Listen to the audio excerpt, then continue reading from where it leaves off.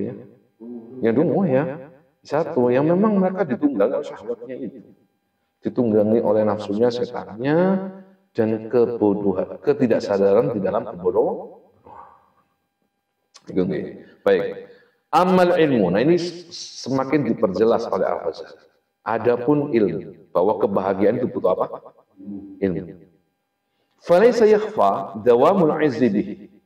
Jelas bahwa kemuliaan itu, ya, itu butuh ilmu. Akan selalu butuh ilmu. Dawamul izzi bihi. Bahwa kemuliaan itu pasti butuh ilmu. Idh la yaqbalu al-azla wal ibtala. Dalam arti ini, kemuliaan yang diraih melalui ilmu, ya, la falaysa yakhfa dawamul izzi, bahwa orang itu diberikan kemuliaan melalui jalur apa? Ilmu. Itu sifatnya akan dawam. Nah, terus menerus. Idh la yaqbalu al-azla wal ibtala. Kenapa? Karena ilmu itu tidak bisa menerima pelengseran, tidak menerima pelepasan, azl, melekat dia. Bahwa ilmu, bahwa kemuliaan itu melekat dengan ilmu. Ada ilmu, pasti ada kemuliaan di dalam ilmunya itu. Ini hakikat ilmu itu begitu. Wal ibtal, kalau sesuatu sudah menjadi ilmu, dia tidak bisa dibatalkan. Kalau sudah menjadi apa? Ilmu, dia tidak bisa dibatalkan, dilengserkan, nggak bisa. Itu hakikat ilmu itu begitu. Kalau kemudian dibatalkan, berarti belum bisa menjadi ilmu. Misalkan masih mungkin pseudo-sains, kata dalam filsafat ya. Masih belum menjadi sains, masih belum jadi ilmu, tapi masih pseudo. Seperti keyakinan orang dulu, kalau ada simbol begini akan terjadi begini misalnya, tetapi masih belum diteliti secara ilmiah, maka itu pseudo-sains. Tidak bisa diyakini sebagai sebuah sains, ilmuwan. Nah, ilmu kalau sudah jadi ilmu nggak bisa dibatalkan. Orang ijtihad itu nggak bisa dibatalkan sampai kapan? Ngerti nggih? Satu ijtihad tidak bisa dibatalkan oleh ijtihad yang lain. Karena itu ijtihad itu mau salah tetap saja dapat pahala. Ya, seandainya terjadi kesalahan, orang ijtihad itu mesti dapat pahala. Satu. Wala takhfa ka'azlil wulati wa ibtalihi. Ini tidak sama dengan kemuliaan yang ada pada penguasa.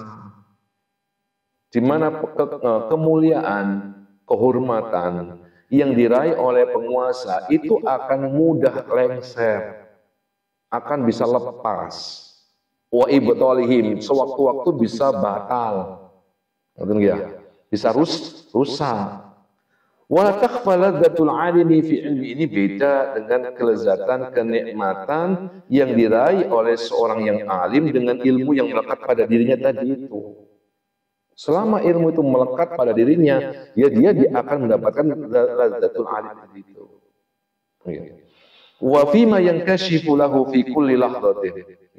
Di antara lagi orang alim atau ilmuwan itu dia akan bahagia. Dia akan senang pada saat apa? Pada saat yang kashifu lahu, pada saat dia berhasil menguak, membongkar min muskilatil umuri, problem-problem yang terjadi di sekitarnya. Orang alim itu akan bahagia, akan senang, merasa berhasil jika apa? Jika dia telah berhasil menguak satu problem, sehingga menjadi sebuah penemuan. Menjadi sebuah temuan. Itu nikmatnya luar biasa.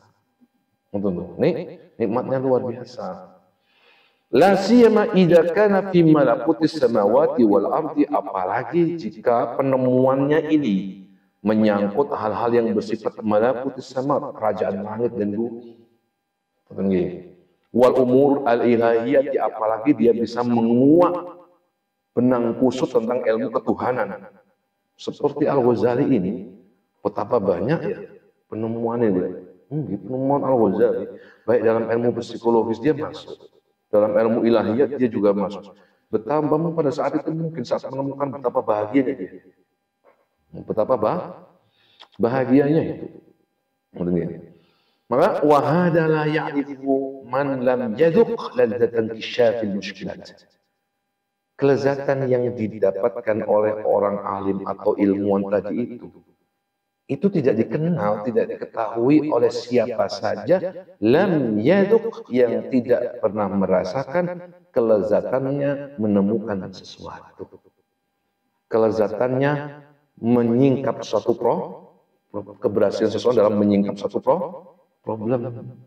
Butuh ya apa ya, contohnya ya banyak ya dalam kehidupan kita sehari-hari. Misalnya saya ini penulis ya. Ketika saya itu mencoba untuk meneliti apa ya perbedaan kata abun dengan kata walidun di dalam Quran. Akhirnya saya mencoba untuk mencari. Oh, ini kadang-kadang Allah itu pakai kata walidun di Quran itu. Kadang-kadang Allah juga pakai kata abun.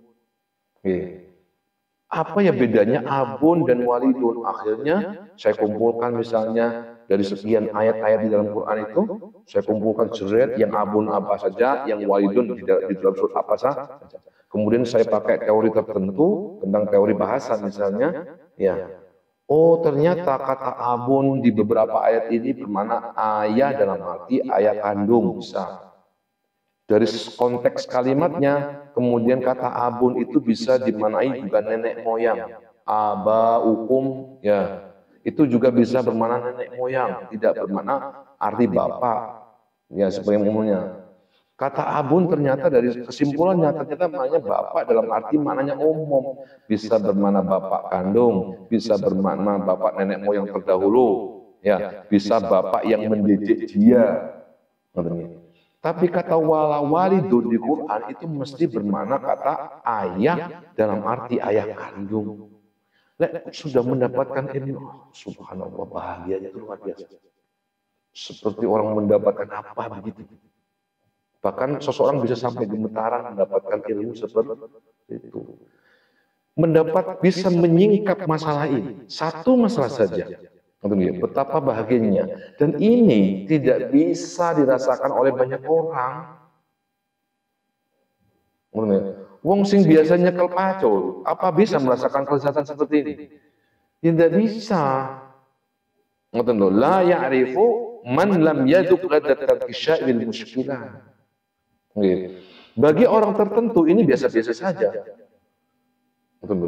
Bagi orang yang mendalami ini, dia akan mendapatkan kelezatan dan kemuliaan yang luar biasa.